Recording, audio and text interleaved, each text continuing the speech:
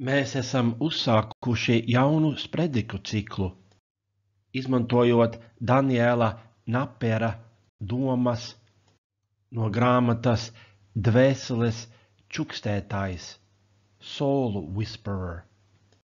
Mums ir jāapzinās Tēva raksturs un vērtības.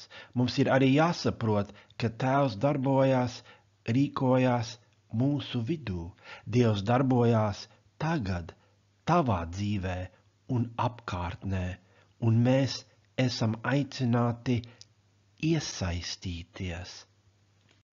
Marka evangēlija 1. nodaļas 14. un 15. pantā ir rakstīts: pēc tam, kad Jānis bija nodots, Jēzus nāca uz Galileju un sludināja Dieva evangēliju, sacīdams: laiks ir piepildīts un Dieva valstība ir tuvu atnākusi. Atgriezieties no grēkiem un ticiet evangēlijam. Ko Jēzus saka? Ko tas nozīmē? Frāze Dieva valstība norāda uz Dieva valdīšanu, uz to, ko Dievs dara, lai pārveidotu pasauli. Dieva projekts norit mūsu acu priekšā, un mēs esam saukti iesaistīties. Dzirdot frāzi Dieva valstība, mēs varētu domāt par stāvokli mūžībā vai par sabiedrisko iekārtu virs zemes nākotnē, taču šajos pantos Jēzus izsaka apgalvojumu par pasauli, kurā mēs pašlaik dzīvojam, pašreizējo laiku, brīdi. Jēzus apgalvojums attiecās uz realitātes visdziļāko aspektu. Tēvs darbojās pasaulē. Darbojoties pasaulē, Tēvam ir vēlme, tieksme iesaistīt jebkuru cilvēku, kas vēlas tai pievērst savu uzmanību un savus resursus. Jēzus aicina pārbaudīt savu apgalvojumu pieredzē. Jāņa evangēlijā 7. nodaļas 17. pantā Jēzus saka, ja kāds grib darīt viņa prātu, tas sapratīs, vai mana mācība ir no Dieva, vai es runāju pats no sevis. Jēzus aicina pārbaudīt savu apgalvojumu pieredzē. Dzīvojot saskaņā ar šo Jēzus apgalvojumu, parādīs, vai tas ir patiesa, ka Dievs darbojās šeit un tagad un aicina jebkuru iesaistīties. Targumi, vecās derības tekstu tulkojumi aramiešu valodā no ebreju valodas, parāda, kādai nozīmei frāzei Dieva valstība bija jūdeizmā Jēzus dienās. Tekstos targumos ir frāze Dieva valstība, kur ebreju tekstā, tātad oriģinālajā tekstā, šī frāze neeksistē, bet kaut kas cits. Pētot šīs vietas, var tad saprast, kā ebreji Jēzus dienās, tas ir Jēzus klausītāji, saprata frāzi Dieva valstība. Daniels Napiers norāda, ka nozīmē frāzei Dieva valstība ir Dieva darbība pasaulē, lai krasi mainītu lietas. Dieva darbība pasaulē, lai krasi mainītu lietas. Piemēram, tad, kad ir uzvara karā caur Dieva spēku, Napiers apgalvo, ka darbības vārds, kas visbiežāk saistīts ar Dieva valstību, ir tiks atklāts. Kunga raksturs tiks atklāts caur kunga darbību. Taču Jēzus prātā Dieva valstība ir šeit un tagad. Targumos Dieva valstības atklāsme ir gandrīz vienmēr nākotnē, apgalvo Napiers, taču Jēzus mācībā Dievs dara kaut ko tur, kur parastie ļaudis dzīvo. Dieva valstība, kas ir no mūžības uz mūžību, ir ievākusies mūsu apkaimē. Kā liecību tam Jēzus norāda uz dziedināšanu un ļauno garu izdzīšanu. Jēzus izpratnē par Dievu valstību ir vēl viena atšķirība ar 1. gadsimta jūdaismu. Jēzus dod jaunu definīciju spēkam. Targumos Mesija necieš, taču Jēzus skatienā uz veiksmi, līdzīgi kā Jesejam, ietilpst ciešanas. Vai tavā izpratnē par spēku ietilpst tavas ciešanas citu labā? Jēzus raksturo Dievu kā pazemīgu, devīgu un žēlīgu, piedodošu, labu, kas meklē labklājību citiem. Tā Dievs darbojās arī mūsu pasaulē. Dieva spēks atklājas apsiets ar linudrānu, lai mazgātu kājas. Dievs savā mīlestībā, līdzjūtībā un labestībā darbojās, lai pārveidotu pasauli šeit un tagad, taču cilvēks var viegli to nesaredzēt, gaidot spēku tā, kā cilvēki parasti to uztver. Ir Dieva valstība, bet arī katram no mums ir valstība. Dievs ir radījis cilvēku ar varu, valdījumu, kā arī morālo atbildību par to. 1. Mūzes grāmatas 1. nodaļā no 26. līdz 28. pantam ir rakstīts: Tad Dievs sacīja, darīsim cilvēku pēc mūsu tēla un pēc mūsu līdzības, tie, lai valda pār zivīm jūrā un pār putniem gaisā un pār lopiem un pār visu zemi un visiem rāpuļiem, kas rāpo zemes virsū.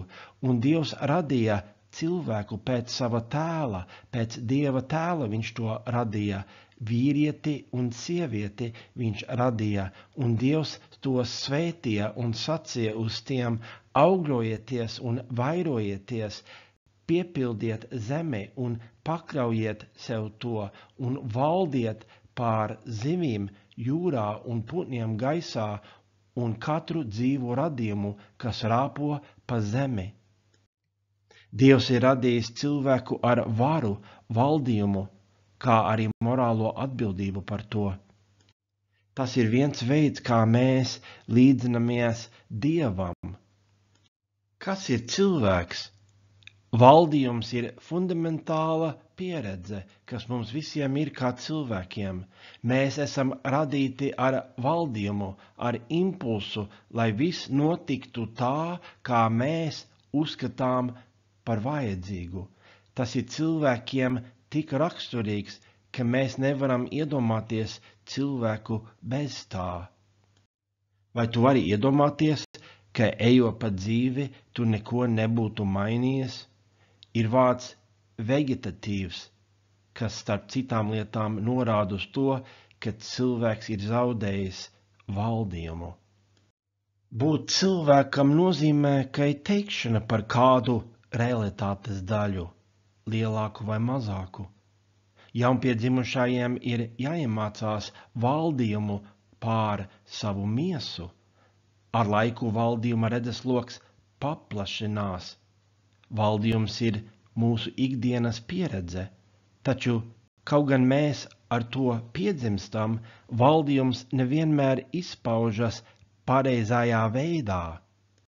Problēma ir grēks. Problēma ir izmantot valdījumu, neņemot vērā Dieva valdījumu. Rezultātā cilvēku valdījums ir pret Dieva valdījumu un citu cilvēku valdījumu. Ādams apvaino Ievu, Kains nogalina Ābelu. Cilvēka valdījums nedarbojās labi bez Dieva. Mēs neesam tā radīti. Mēs esam radīti Dieva līdzībā, stāvot spoguļa priekšā, ko tava līdzība attēls dara. Līdzīgi mēs esam radīti, lai darbotos koncertā ar Dievu. Jēzus saka, ka Dievam ir īpaša vieta katram no mums savā projektā. Mēs esam aicināti pakļaut savu valdījumu Dieva valdījumam. Mēs iemācāmies to, ko Dievs dara. Dzīve kopā ar Dievu ir elastīga sadarbība. Dieva darbība ir galvenā un vadošā. Mēs pakļaujam savu darbību viņa darbībai. Mēs savu darbību pakļaujam, koriģējam. Dievs vada šo dēju. Jēzus attēlo dzīvi Dieva valstībā, kas palīdz mums saprast, vai atbilstoši dzīvojam. Marka evangēlija 4. nodaļā no 26. līdz 29. pantam ir rakstīts, un viņš sacīja, tāpat ir ar Dieva valstību, kā kad kāds cilvēks sēklu iemet zemē un guļ un ceļas naktī un dienu, un sēkla uzdīgst un uzaug, tā ka viņš pats to nenomana. Zeme pati no sevis nes augļus, pa priekš stiebru, tad vārpu, tad briedušus graudus vārpā, un kad augļi ienākušies, tad viņš tūdaļ sūta sirpi, jo pļaujamais laiks ir klāt. Cilvēks koordinē savu darbību ar neredzamu spēku. Šis spēks ir ārpus cilvēka kontroles, bet tam var uzticēties. Kā mēs varam zināt, ka pareizi sadarbojamies ar neredzamu, bet dzīvu Dievu? Un sēkla uzdīgst un uzaug, tā ka viņš pats to nenomana. Zeme pati no sevis nes augļus, pa priekš stiebru, tad vārpu, tad briedušus graudus vārpā. Dārzā aug kabači. Pirms daudziem gadiem kabacis bija iesējies nogrieztā zāles kaudzē, sienā it kā. Izaudzis kabacis bija liels. Sievas māte bija agrāk norādījusi man, ka kabači mīl augt vietās, kur kaut kas pūst. Tagad man ir vairākas kaudzes, kur stādu kabačus un ķirbjus. Lieku melnzemi pa virsu pirms stādīšanas. Es zinu, kas man jādara, bet es nezinu, kā tas notiek. Es nevaru likt tam notikt. Es varu tikai sadarboties ar neredzamo spēku. Ir augļi. Zemnieks nemana augšanu. Zemnieks nesaprot, kā tas notiek. Taču zemnieks prot sakoordinēt savu darbību ar neredzamo spēku. Viņš gaida, kamēr darbojās citi faktori. Viņš nezina, kā tas notiek. Viņš tikai zina, ka tas darbojas. Beigās viņš atkal pilda savu lomu. Sadarbojoties ar Dievu nozīmē koordinēt savu darbību ar viņa darbību pasaulē. Marka evangēlija 4. nodaļā no 30. līdz 32. pantam ir rakstīts, un viņš sacīja, kam mēs Dieva valstību pielīdzināsim, jeb kādā līdzībā mēs to tēlosim, kā sinepju graudiņš, kas zemē sēts, ir mazākais no visām sēklām virs zemes, un kad tas ir sēts, tad tas augtiņ aug un top lielāks par visiem dārza augiem un dabū lielus zarus, tā kā putni apakš debes viņa pavēnī var ligzdas taisīt. Pastāv arī neatbilstība starp to, ko cilvēki iegulda sadarbībā ar Dievu un rezultātu, starp mūsu talantiem, pūlēm un resursiem no vienas puses un rezultātiem no otras puses. Tā kā putni apakš debes viņa pavēnī var ligzdas taisīt. Šķiet, šie putni saskaņā ar šiem pantiem vecajā derībā ir pasaules tautas, pagāni, arī latvieši. Ko tas nozīmē? Sadarbojoties ar Dievu, Dievs atjauno mūsu valdījumu, tā kā tas bija domāts. Kļūstot efektīvi Dieva spēkā, Dievs dara lietas caur mums, ko mēs paši vien nespētu.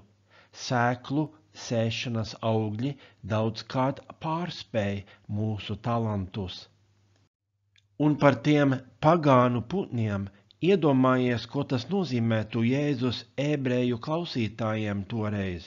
Dievs mūs izmantos, lai palīdzētu cilvēkiem, kurus mēs paši varbūt nebūtu izvēlējušies. Augļus no Jēzus ebreju sekotāju pūlēm nesamērīgi baudīs citas tautas, ne tikai individuālais strādnieks, ne tikai viņu dabiskā kopiena, kas būtu ebreji. Atgriezīsimies pie atgriezieties no grēkiem un ticiet evangēlijam. Vārds grieķu valodā, kas tulkots atgriezieties no grēkiem, nozīmē pārdomājiet. Tas ir no jauna apsvēriet. Padomājiet par to, kā esat domājuši līdz šim. Jēzus aicina no jauna apsvērt visu Dieva darbības gaismā, pārdomā, kas ir īsts, kas ir ilūzija, kas ir vērts darīt, kas ir laika izšķiešana, kas ir gudra rīcība, kas ir muļķīga, tādēļ, ka Dievs kaut ko dara tur, kur tu atrodies. Padomā vēlreiz. Sadarboties un dzīvot ar Dievu ir dzīves jēga. Daniels norāda, ka tava dzīve ir Dieva mīlestības nepabeigta darbība Dieva pasaulē. Mēs esam Dieva mīlestības darbs, meklējot pabeigšanu. Nepabeigta, jo mūsu dzīvei vēl nav pienācis gals, un es piebilstu, neesam kļuvuši pilnīgi. Tas ir tas, ko tava dzīve nozīmē. Tu esi radīts, lai pārvaldītu un rūpēties par Dieva pasauli. Dievs mīl tevi caur mani un mani caur tevi. Dievs mīl savu radību caur mums. Mūsu valdījumam ir jābūt Dieva mīlestības izpausmei, Dieva radībai. Lūk, cik brīnišķīgi ir vārdi, Dieva valstība ir tuvu atnākusi. Cik tālu es pretojos tam, ka Dievs parādītu savu mīlestību citiem caur mani, tik tālu Dieva mīlestības akts manī būs neapmierināts un neauglīgs, tik tālu es būšu nelaimīgs, cik tālu es pievienojos Dieva rūpēm par citiem, tik tālu Dieva mīlestība manī būs auglīga, efektīga un pārplūstoša ar nozīmi. Es aicinu jebkuru, kas nav vēl kļuvis par kristieti, to izdarīt Bībeles noteiktajā veidā, tā saņemot grēku piedošanu un svēto garu. Skaties lūdzu rakstu Patiesība par jūsu pestīšanu draudzes mājaslapā vai video Evangēlijs labā vēsts YouTube kanālā Mācītājs Viktors. Lai Dievs tevi pasargā, lai Dievs tevi bagātīgi svētī.